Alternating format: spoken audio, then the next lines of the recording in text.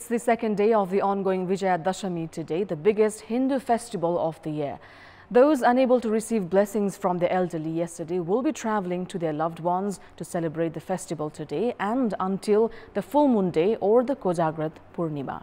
Good morning, I'm Sarah Sapsanama and these are the headlines of the hour. The ongoing major Hindu festival of Dashai continues today as well as people visit their elderlies to receive tika and blessings. The ever-rising global temperature increases the risk of floods triggered by glacier lake outbursts, threatening lives and properties of millions. The US says it will reopen its borders to fully vaccinated travelers from 33 countries from 8th of November.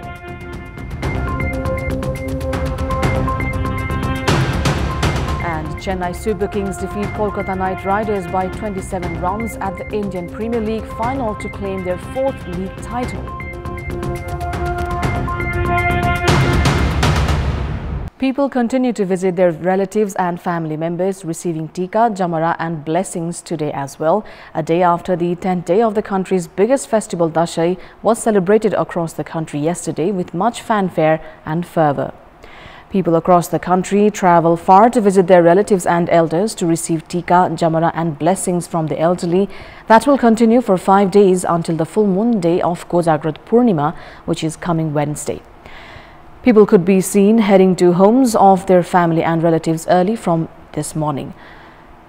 Comparatively, more movement could be seen in the capital's road as those who left the valley for the festival gradually start to return, since most of the offices are scheduled to reopen from tomorrow. The festive atmosphere across the country has been lively as the general public, after concluding the rituals at home, visit their friends and relatives to receive tika and jamara that are considered auspicious blessings of goddess Durga, signifying happiness and prosperity. The Vijayadashami not only has religious significance, but it also has importance from social and cultural aspect. Now, the ever-rising global temperatures have our mountains and glaciers melting at an unprecedented rates. New glacier lakes are being formed while existing ones are melting further, raising the risk of floods resulted by glacier lake outbursts that has directly and indirectly threatened the lives of millions. Mountains occupy 22% of the world's land surface area and are home to about 13% of the world's population. About half of all humankind directly depend on mountain resources, primarily water. But with rising global temperatures, mountain snows are melting, giving way to the formation of new glacial lakes, while existing ones are melting further, causing glacial lake outbursts, leading to catastrophic floods. Looking at the impacts of temperature rise on the cryospheric system, especially glacial lakes, even if we are able to limit the global temperature rise to 1.5 degrees Celsius, one-third of the existing glacial lakes in the Hindu Kush Himalayan region are certain to melt away. Based on government data, Nepal loses over 330 lives and property worth $17 million each year to climate change.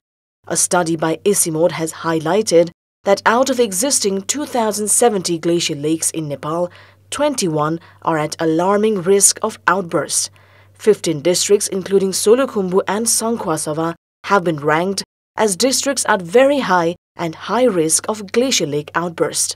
This has led the government of Nepal to put forth Mountain Agenda at the upcoming COP26 event in Glasgow, Scotland. One of our main agenda to be tabled at COP26 is the mountain issues because Nepal faces a differential impact of climate change. Our mountains are young and our overall scenario is different. The Intergovernmental Panel on Climate Change, through its 6th report, has stated that at best the global temperature rise in the next few decades will be limited to 1.5 degrees Celsius. This, according to experts, is too high for the Himalayan region due to elevation-dependent warming, a phenomenon where warming is amplified with elevation. A 1.5 degree rise in global temperature means around 2 degree increase in temperature for the mountains.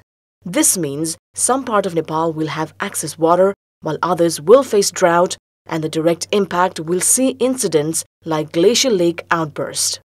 The Hindu Kush Himalayan region is home to over 240 million people whose lives are directly linked to the cryospheric system or ice and snow. Water from the mountains contribute to 10 major river basins in Asia where 1.9 billion people live. This calls for the government and all stakeholders to expedite efforts to reduce carbon emissions at the earliest, thereby curbing the otherwise inevitable global temperature rise. Sarah Sapsunama for Kantipur News. In our Public Voice segment, we've asked in Kailali, Palpa and Sunsari, how are people celebrating Dasai this year? Let's take a look at what they had to say.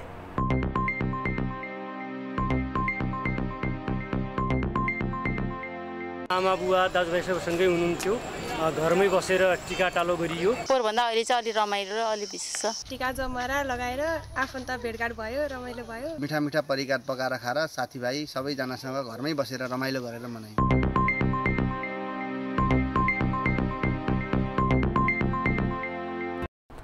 It's time now for our segment Public Pulse, where you text us with your opinion.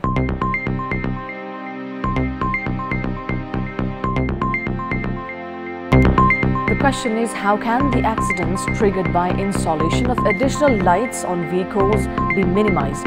Your options are A. Increase vigilance, B. Stern action, and C. Driver needs to be aware. The voting is on. Type NEWS, select your option A, B or C and send it to 34001 to share your opinion with us. Time now for the sports update.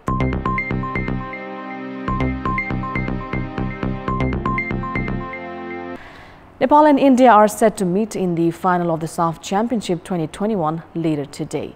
The match is scheduled to kick off at 8:45 p.m. Nepal time at the National Stadium in Malé, Maldives. Nepal is one match away to create a history as a SAF champion. Nepal had secured a spot in the finals for the first time in the SAF Championship's 28-year history. However, it will not be easy for Nepal to defeat the well-known competitor India.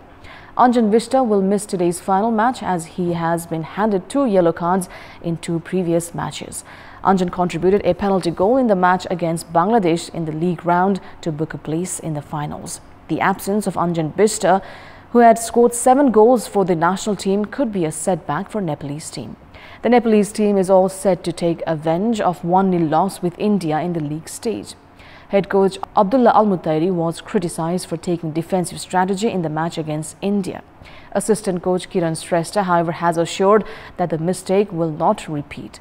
This is the first time both the teams are facing each other in the final of SAF Championship's 28th year of history. Nepal has played 22 matches against India till now, of which India was victorious in 15, while Nepal won only 2 and 5 matches ended in a goalless draw. That's all for the moment. Thank you for watching. Have a great day.